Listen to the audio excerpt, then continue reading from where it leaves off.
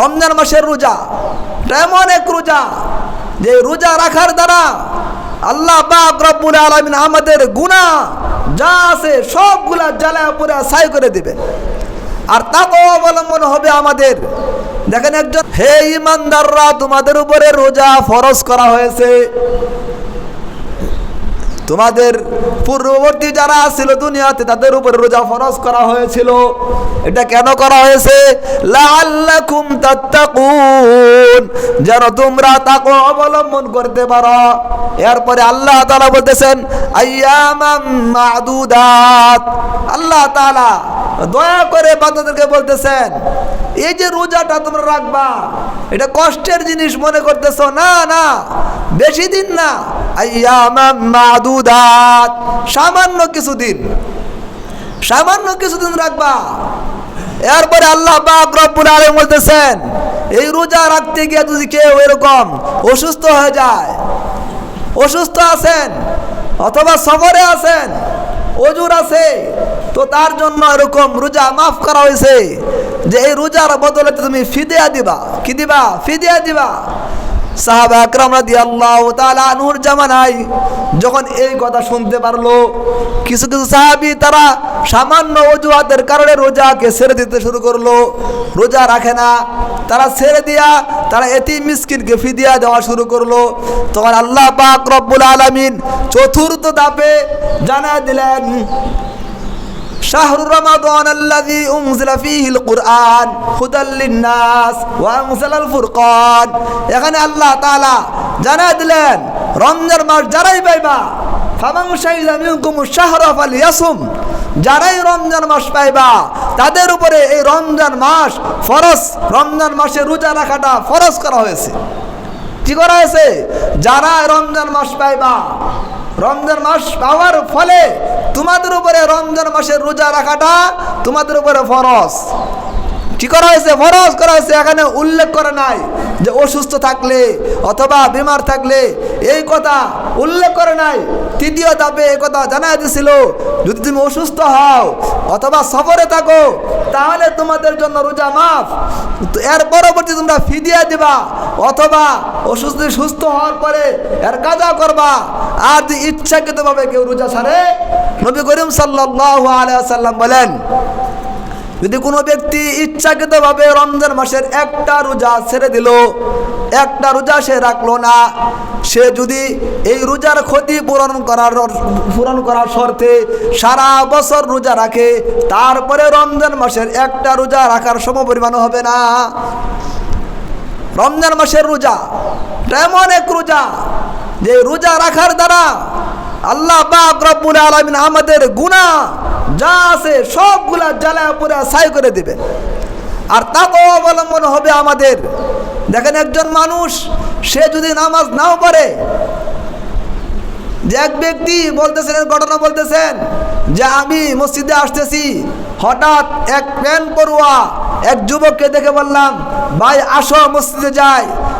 তো সে শরমে আমার সাথে মসজিদে চলে আসছে, অজু ছাড়াই সে এরকম নাপাক অবস্থায়, অজু ছাড়াই সে নামাজে দাঁড়ায় গেছে।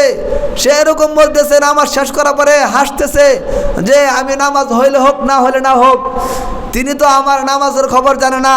কিন্তু রমজান মাস এমন একটা মাস, যেই মাসে যদি কেউ দেখা দেখি রোজা রাখে, তারপরে তার ভিতরে তাকওয়া অবলম্বন হবে, ভয় চলে আসবে যে অমুক ভাই রোজা রাখছে, তার দেখা দেখি সে রোজা রাখে, আর সে গোপনে কোনোদিন পানাহার করবে না। কি করবে না? পানাহার করবে না।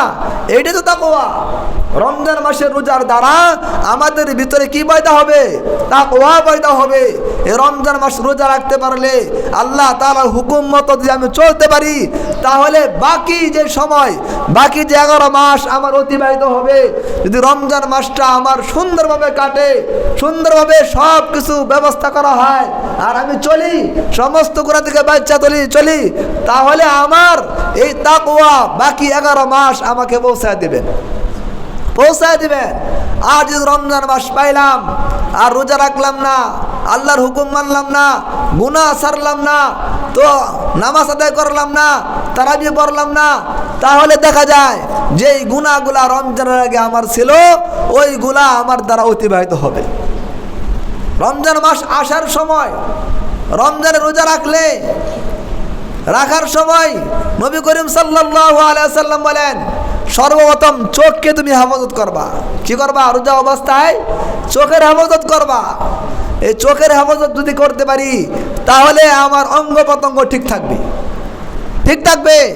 চোখের রোজা হইল এরকম নাজায়েজ কাজ না দেখা, হাতের রোজা হইল নাজায়েজ জিনিস না ধরা, জবানের রোজা হইল ফায়াসা কথা না বলা, পায়ের রোজা হলো যে অন্যায় কাজে না চলা, কলবের রোজা হইল অন্যায় কোনো কিছু ফিকির না করা, চিন্তা না করা। রমজান মাসের রোজা এমন এক রোজা, যেই রোজা শুধু আমি না খাওয়ার নাম, সারাদিন না খাওয়া রইলাম, এটার নামই রোজা না। রোজা এমন এক বস্তু যে রোজা রাখার দ্বারা আল্লাহ পাক রব্বুল আলামিন তার হাবিব মতো জানাই দিতেছেন, যারা রোজাদার তাদের মুখের ঘ্রাণ আমার কাছে মেশকে আম্বরের চাইতেও অতি প্রিয়। সুবহানাল্লাহ। তাহলে সামনে আমাদের রমজান মাস আসতেছে। রমজান মাসে যেরকম ভাবে আমি না খাইয়া রোজা রাখবো, আর আমার অঙ্গ প্রত্যঙ্গকেও আমি হেফাজত করব, যেন এইগুলা আমার যেন অপব্যয় না হয়, এই হাত দ্বারা যেন কোনো খারাপ কাজ না হয়, এই জবান দ্বারা যেন ফাহিশা কথা না হয়, চোখ দ্বারা যেন খারাপ জিনিস দেখা না হয়, কান দ্বারা যেন খারাপ কিছু শোনা না হয়। যদি আমি এই সমস্ত অঙ্গ প্রত্যঙ্গকে নিরাপদ রাখতে পারি তাহলে এই রোজা আমার রোজা হবে। ইসলামের মূল ভিত্তি হইল কয়টা? 5টা। এর ভিতরে একটা হইল রমজান মাসের রোজা রাখা। যারা আমরা মুসলমান আছি, এই রমজান মাস আসার আগে থেকেই আমরা ব্যস্ত হয়ে আছি, কখন রমজান মাস আসবে, আমাদের মনে আনন্দ তৈরি হবে। আর যারা এরকম রমজান মাসের রোজাকে তারা আজাব মনে করে, তারা অস্থির হয়ে যাচ্ছে যে হায় হায় আমাদের উপরে একটা মাস আসতেছে, এই মাসে আমাদের শুধু কষ্ট আর কষ্ট। খানা খাইতে হয় পর্দার ভিতরে, একটা কিছু করতে হইলে সাবধানে করতে হয়। আর যারা রমজান মাসে আল্লাহ তাআলা ভয় নিয়ে রোজা রাখার ইচ্ছা করতেছে, তারা এরকম আগ্রহের সাথে বসে আছে কখন রমজান মাস আসবে আর আমি আল্লাহ তাআলার কাছে আমাকে শোবে দিব, ইবাদত বন্দেগীতে দিন কাটায় দিব, রমজান মাসে রোজা রাখবো, জিকির আজকার করব, কোরআন তেলাওয়াত করব। সে এই রমজান মাসকে পাওয়ার আশায় তার কাজকর্মগুলি কমায় দিছে। আর কিছু কিছু এমন লোক আছে যারা রমজান মাস পাইয়া আগের থেকে তারা এরকম ব্যবসা বাণিজ্যের মাল যা আছে সব মজুত করতেছে, রমজান মাসে হাই দামে বিক্রি করবে। কিন্তু যারা খাঁটি ইমানদার, যারা খাঁটি মুমিন, তারা তো রমজান মাসের আশায় বসে আছে কখন রমজান মাস আসবে আর আমার গুনাহগুলি আমি মাফ করা দিব। যে আমরা বলতে পারি রমজান মাস আসলেও তো আমরা গুনাহ করি। আল্লাহ পাক রব্বুল আলামিন রমজান মাসের প্রথম রাত্রেই চাঁদ ওঠার সাথে সাথেই যেই শয়তান আমাদেরকে ধোঁকা দেয়, ওই শয়তান আর জিনকে আল্লাহ তাআলা শিকলবদ্ধ করে দেয়, শিকল দ্বারা বেঁধে ফেলে আল্লাহ তাআলা জাহান্নামের দরজাকে বন্ধ করে দেয়, আর জান্নাতের দরজাকে আল্লাহ তাআলা খুলে দেয়। এরপরে আমরা কেন গুনাহ করি? যে আমাদের অভ্যাসে গুনাহ করায়। কি করায়? অভ্যাসে আমাদেরকে গুনাহ করায়। যে বিগত 11 মাস অতিবাহিত হয়ে গেছে আমার থেকে, ওই 11 মাস আমি গুনার ভিতরে যেই গুনার ভিতরে লিপ্ত ছিলাম, ওই গুনাহ আমার অভ্যাসে পরিণত হয়ে গেছে। এখন রমজান মাস আসার পরেও আমি ওই গুনাহ ছাড়তে পারি না। আর যদি কোনো ইমানদার, খাঁটি ইমানদার, সে ভালোভাবে তওবা করে, ওই যে শবে বরাত পাইছিলাম আমরা, ওইখান থেকে যদি আমি আমার তওবাকে জারি করে রাখতে পারি, আর ওই গুনাহ যেই গুনাহ আমার ছিল, শবে বরাতে এটা জানায় দেওয়া হয়েছে যে আমাদের তকদিরে ফায়সালা লিপিবদ্ধ হয়েছে, বাজেট হয়ে গেছে। এখন আমি যদি ওই বাজেটের পর থেকে যদি আমি ভালো কাজ করি, গুনার কাজ ছেড়ে দেই, তাহলে আমার তকদির যেটা কমপ্লিট শবে কদর রাত্রিতে দেওয়া হবে, ফায়সালা করা হবে, তাহলে আমার তকদির যদি মন্দ জিনিস থাকে, যদি খারাপ থাকে, আল্লাহ তাআলা ওই মন্দকে পরিবর্তন করে দিবেন।